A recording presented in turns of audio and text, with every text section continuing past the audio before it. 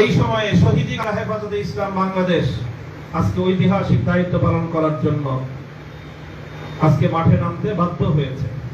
আমি মাঠ বলবো, আমাদের দায়িত্বশীলরা বলেছেন দোয়ার মাধ্যমে আমাদের সূচনা, এরপরে দোয়া হবে আর নতুন সূচনার জন্য। এদেশে নতুন এক সূর্যোদয় হবে, স্পষ্ট ঘোষণা করতে চাই। আর যদি একটা গুলি চলে, হেফাজতে ইসলাম বাংলাদেশ ঘরে বসে থাকতে পারবে না। আমার সন্তানের লাশ নিয়ে আমরা কবরস্থানের দিকে যাব না। পরবর্তী সন্তানের লাশ কাঁধে আমি হেফাজত ইনশাআল্লাহ রাজপথে যখন নামবেন, টেকনাফ থেকে তেতুলিয়া পর্যন্ত পথ ভাঙ্গা সেই গণজোয়ার রুখে দেওয়ার সার্থক আরো হবে না ইনশাআল্লাহ।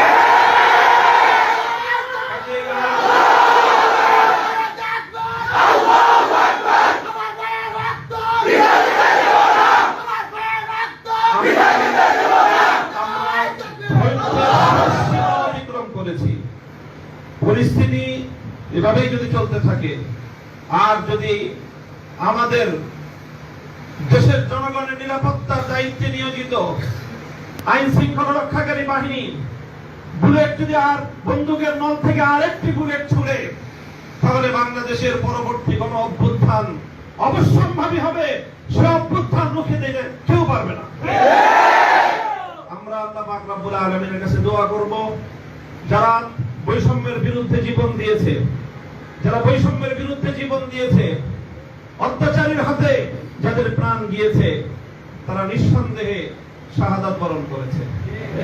কাজেই সেই শহীদদের আত্মার মাগফিরাত শুধু নয়, বরং শহীদদের শাহাদাতের কবুল হওয়ার জন্য আমরা দোয়া করব আল্লাহর কাছে। এবং সেই শহীদদের উসিলায় আল্লাহ যেন আমাদের আগামী প্রজন্মকে এভাবেই সকল বৈষম্য, জুলুম, অবিচার, অন্যায়ের বিরুদ্ধে রুখে দাঁড়াবার এক অদম্য সাহস যেন আল্লাহ পরবর্তী প্রজন্মের বুকে বুকে দান করেন, সেই দোয়া ইনশাআল্লাহ আমরা করব। ওয়া আখিরু দাওয়ানা আলহামদুলিল্লাহি রাব্বিল আলামিন।